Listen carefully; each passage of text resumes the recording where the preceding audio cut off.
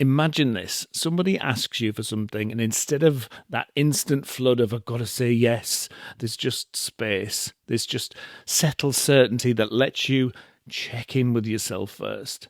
You know the difference between giving freely and giving yourself away, and that knowing changes everything. Here's the question that I hear constantly from my newest clients is, how do I know if I'm being kind or I'm just abandoning myself again? Because in the middle of everything, there's this moment where you get a little bit, I'm not quite sure, where you don't have time to check in with yourself. Say your colleague asks if you can stay late to finish their project, or your date suggests you cancel the gym and meet up with them instead, or your friend needs somebody to talk to for the fourth night this week.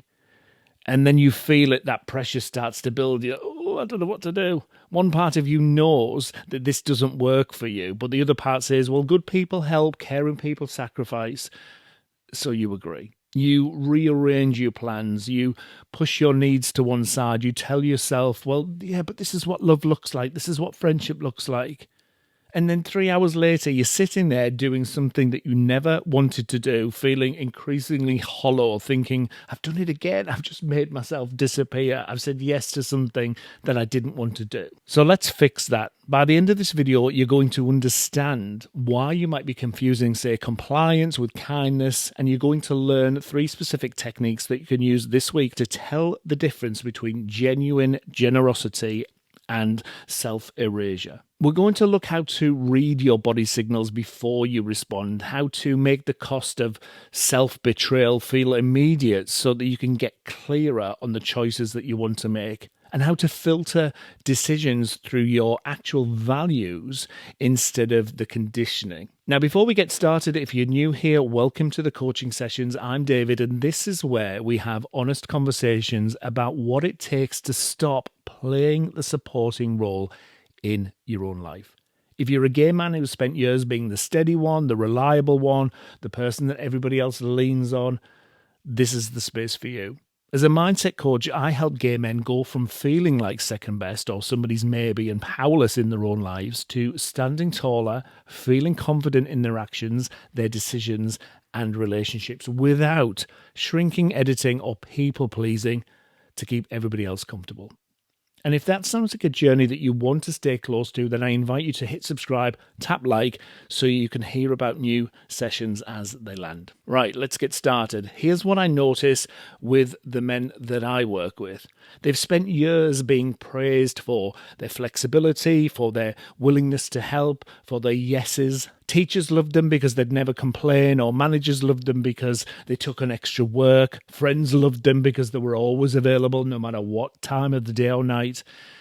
And somewhere in all of that praise, they learned my value comes from how useful I am. So now, decades later, they're trying to figure it out. Is this genuine kindness, or am I just trying to avoid rejection? Because here's what happens. Both feel very similar in the moment. Both get rewarded.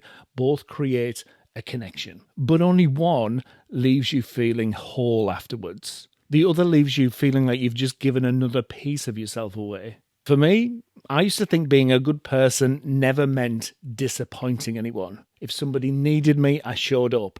If somebody wanted my time, I carved it out. If somebody asked for my help, I gave it. And I thought that was integrity. I thought that was compassion. And, well, I had it wrong. Because what I was actually doing was using compliance to buy safety. I was being generous to avoid rejection. And the day that I finally saw the difference, that's when things began to shift for me. So what's happening underneath all of this? Here's what I've learned from guiding men through this exact pattern. There are 2 competing programs running side by side. Program 1 says, if I don't help, I'm selfish, maybe even unlovable. Program 2 says, but if I keep helping at my own expense, I'm going to lose myself entirely. And then you get caught between them. And then every time somebody asks you for something, these 2 programs go to war, these 2 parts of your brain, if you will. Program 1 floods you with images of disappointing them, losing them, being labeled a difficult one or the uncaring one. And then program 2 is like, hang on a second, but what about you? When do you matter? When do you get this time for yourself? And in that moment of conflict, program one usually wins because the fear of rejection feels more urgent than the cost of self-betrayal. So you agree again. And we've all been there. But here's the thing about repeatedly choosing program one. Program two gets angrier. So let's challenge the language of program one just for a second. When you think good people always help, challenge the always. Can you name a time that you helped and still felt complete and whole? Can you name a time that you said no and survived? That generalization might be a distortion. It's a filter that deletes the counter evidence. Because the truth is, good people have help when they have capacity. Good people say no when helping would violate their integrity. The question is whether helping includes you or erases you. So here's what I've learned, both from my own life as a people pleaser and from guiding men through this exact shift. Agreeing to something that you want to refuse, well, that's a transaction. You're trading your integrity for temporary safety. You're giving them what they want in exchange for avoiding their disappointment. And the price you're paying, well, that's your sense of self. So here's the reframe that can change everything. When you say yes, but you mean no, you're telling yourself a little porky pie there, a little lie, because you're pretending that you're fine with something when you're resisting it internally. And the gap between what you say and what you feel, that's where you start to lose yourself, because every time you override your internal no, you produce an external yes, and you teach your nervous system what I want doesn't matter and what I feel isn't valid and my boundaries are negotiable. And then that becomes the truth. And once that's your truth, other people start treating your boundaries as negotiable too, because you've trained them that pushing works. Think about it this way. Somebody asks you to help them move house. It's your only free weekend this month and you've been looking forward to putting your feet up, reading a book, watching a film. But they're insistent and you can feel this pressure mounting. And your body's like, oh no, but I need this weekend for me.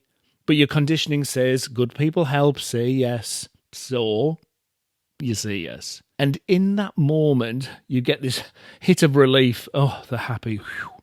You know, the tension is gone. You've avoided the conflict. But 6 hours later, or even less, you're lifting boxes and thinking, I should have said no. Why do I keep doing this? And again, that's something I've done so many times. But here's why that pattern persists. The relief is immediate and the cost is delayed. The moment that you agree, the other person is satisfied and the confrontation is avoided and it feels like success. But the exhaustion, the resentment, the feeling of having betrayed yourself, well, that comes later on. And by the time it arrives, you've already committed, so you tell yourself, oh, I'll set the boundary next time, I'll say no next time. But next time comes and the same thing happens because your nervous system starts to prioritize the threat over the delayed consequences. This is experiential avoidance. You're avoiding the short-term discomfort of potential conflict or rejection, but then that avoidance creates this long-term damage. And the more that you avoid standing in your truth, the stronger the fear becomes and the weaker your sense of self becomes. But the good news is you can retrain it. So here's what shifts when you start honoring that internal no. The first time that you do it, well, your nervous system might go into a bit of a panic. You might start sweating a little bit. You'll feel the fear, the guilt, the urge to take it back, change your mind. But underneath that noise, something else emerges. Self-respect. A recognition that you just told the truth, that you honored your own limits, that you chose yourself. And the more that you practice this, the stronger that self-respect becomes, because you start to trust that you can disappoint somebody and survive it, that you can say no and the relationship can hold, that your worth isn't contingent on your availability. And that's what we call the wise mind. It's where you honor both your need for connection and your need for integrity, and they're integrated. And that is where the clarity lives, my friend. That's where the no comes from, this grounded, calm space. And the guilt that you might be carrying, well, that could be old programming talking. The script that taught you that love is earned through sacrifice, the script that said your needs are less important than everybody else's, the script that convinced you that boundaries are selfish, Or the script that served a purpose once, well, maybe it kept you safe as a kid. Perhaps it helped you survive in environments where saying no might have felt a little bit dangerous. But here's the important part. That part of you that learned to comply, it has a positive intention. It's trying to keep you safe. It's trying to keep you feel like you belong. But the strategy it's using, well, that's the self-erasure. That's kind of a little bit outdated. And you might notice that it's costing you. So the goal is to integrate it to honour the positive intention, the safety, the belonging, while updating the strategy and honouring your boundaries that can create a deeper, more genuine connection with yourself and other people. So what do you do when somebody asks you for something and you're wondering, well, is this agreeing or is it self-abandonment? You're still not quite sure. Well, I'm going to share with you 3 specific techniques that I use with my clients in my coaching space. And the first one is to notice what happens in your body when somebody makes a request. Whether you feel expansion or contraction. Do you feel yourself shrinking away? Expansion feels like your chest opening, you're standing taller, you're leaning forward into the possibility of it all, like there's space around you. Whereas contraction, completely the opposite. It feels like you're pulling back, your shoulders are rounding forward, like you're bracing for impact. And that's your body giving you the data before your mind has even processed the question. Just notice how you feel in that pause. So here's the technique. Think of a time when you honoured your own boundaries and it felt good. When you said to somebody, no. And it felt like relief instead of guilt.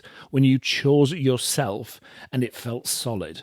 Feel that moment. Where is it in your body? Is it your chest, your shoulders, and your feet? And make that feeling stronger and let it expand and let it fill your chest. And notice that feeling of self-respect and integrity and where it sits in your body. And just hold it there and feel it expand. And that's your integrity, my friend. And you can practice this a few times and build the association between that physical sensation and the feeling of self-respect. And the next time somebody asks you for something and you feel that contraction, that pulling back and that bracing, you can fire that anchor. You can place your hand on your chest and feel that self-respect return. And from that state, you can buy yourself time to say something along the lines of, well, let me check my schedule and get back to you. If that's what you feel called to say, you might just want to say, no, I can't do it. But then, like I said, hit that pause and ask yourself, if I agree to this, what part of me am I sacrificing? Maybe it's rest, maybe it's plans with somebody else, maybe it's just your integrity, maybe it's all 3. When you make that sacrifice visible, the decision becomes clearer. And if you can agree without sacrificing something important, then that might just be genuine generosity. If you feel like you're erasing yourself to keep somebody else happy, well, that obviously is self-betrayal and doesn't feel that good. Next, you can do what I call the future self-test with a twist. Somebody asks you for something, and before you answer, imagine yourself 3 hours from now having said yes. Where are you now? What are you doing? How are you feeling? What's going on around you? What do you see, hear, and feel? But here's the twist. Take that image out of your resentful future self and make it bigger. Bring it closer and make the colours brighter. Hear the tone of your voice in the moment. Is it disappointed, angry, exhausted, over it? And turn the volume up on that voice. Feel the sensation of resentment in your body. Where is it? Your chest, your jaw, your shoulders, your entire body. And let yourself feel that full weight of what that self-betrayal costs just for a moment. And what you're doing here is using this technique to collapse the delay. You're making your future cost feel immediate and visceral right now, so you know where you're coming from. And then you notice when the cost of saying yes feels as urgent as the fear of saying no, and then the decision becomes clearer. And you can ask your future self, if I say yes to this, will you thank me or resent me? And if the answer is resentment, well, then your response is no. Because disappointing somebody else is temporary. Betraying your future self, well, that can become permanent if you're constantly doing it over time.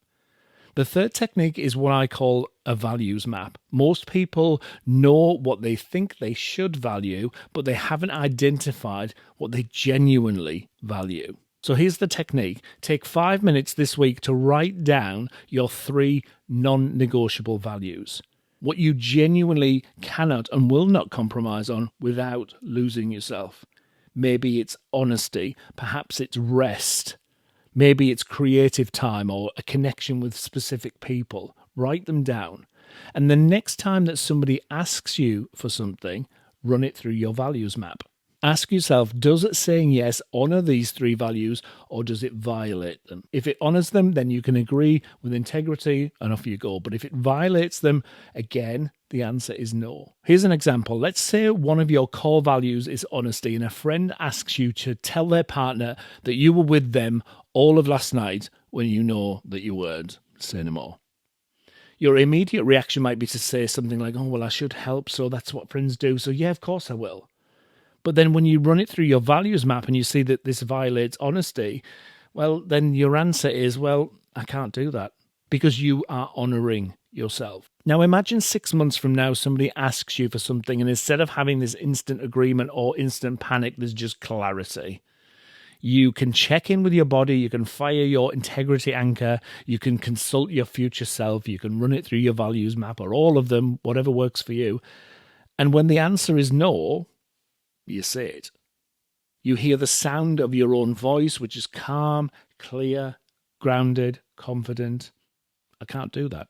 Feel the weight of your feet on the ground, feel your shoulders back, feel the solidness in your chest. The people who respect you will adjust and they'll understand. And the people who can't handle your no, well, see you later. And instead of feeling like a loss, it feels like liberation because you're standing in your own worth. You, my friend, are intact. That's what happens when you learn the difference between genuine kindness and this fear of being generous to a fault. Here's the line that I want to leave you with. Disappointing somebody else is temporary. Betraying your future self is permanent. Write it down, say it out loud, let it sink in, stick it to your fridge, whatever works. Now, learning to distinguish between genuine generosity and fear-driven compliance might feel straightforward, but doing it when your conditioning is screaming at you to say yes all the time, that takes support. This is exactly why I built the Freedom Community, my coaching container, because it's where I guide you through breaking these patterns, where I teach you these techniques until checking in with yourself becomes automatic, where you learn to access your wise mind and choose yourself without guilt. And this is the work that I do with my clients inside, in practice, with my guidance. And your invitation to join for free is in the description below. Until next time, I just want you to remember this. You might just be done with giving away your generosity to earn safety. Take care and be well.